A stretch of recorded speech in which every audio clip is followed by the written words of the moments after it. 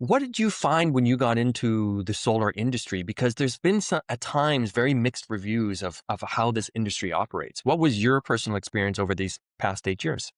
Um, Appalling.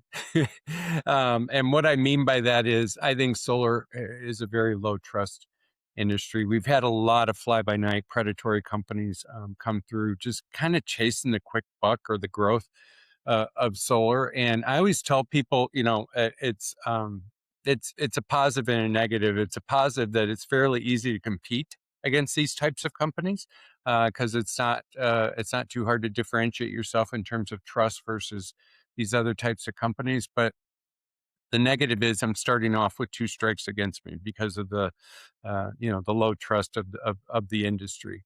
Um, I think with the termination of the tax credit, some of those fly by nights, some of those predatory companies are starting to go away, and hopefully, we're getting more ethical companies that act with integrity and honesty and transparency. This is a complex business, and it's not an insignificant investment. My average price for a residential system is 75,000, and this represents technology that a homeowner doesn't readily understand. So at times I feel like I'm selling more trust. I'm selling me as the owner of the company than I am selling a product and service. And I think that's really important.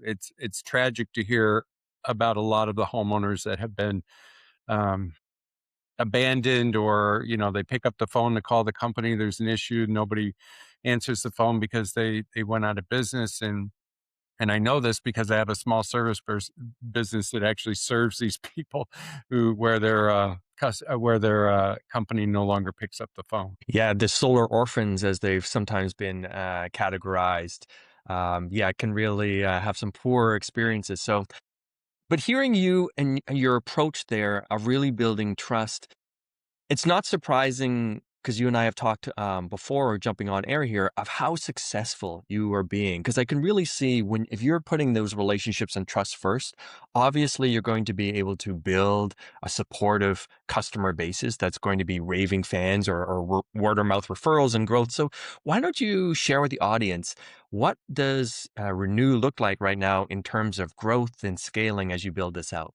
Yeah, and maybe just to start with, we do things differently. The industry is fraught with salespeople, and they'll camp out in somebody's home for. I literally had a customer tell me somebody was at their home for 3.5 hours. We don't do that. We have a consultation call to start this. It's a video conference like this, and we are doing nothing but sharing information, educating, answering questions. We're not selling.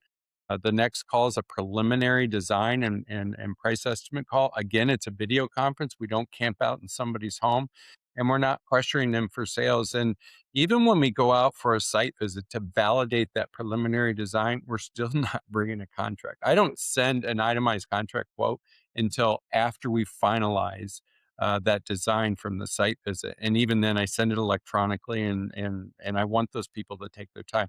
I tell our customers, if you're not 150% confident in making this investment and making this investment with Renew Solar Solutions, don't do it. I don't want you to do it. And so I think that's been a key to our success. I don't have commissioned salespeople. So we just do things very differently. And I think customers see that right away.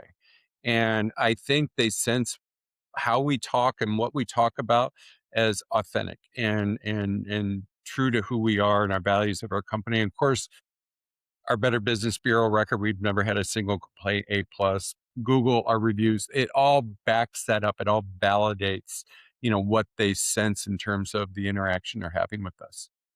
And so that is leading to growth. A lot of growth.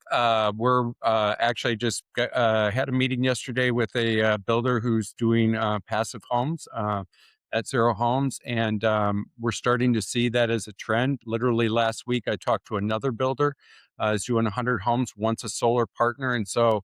And when these builders reach out, they've already done their homework. They can't afford to work with somebody that doesn't act with integrity and honesty and can be a good business partner. So I think the way we have structured our values, our culture, and how we act towards both customers and employees has served us extremely well in terms of people who would like to work with us.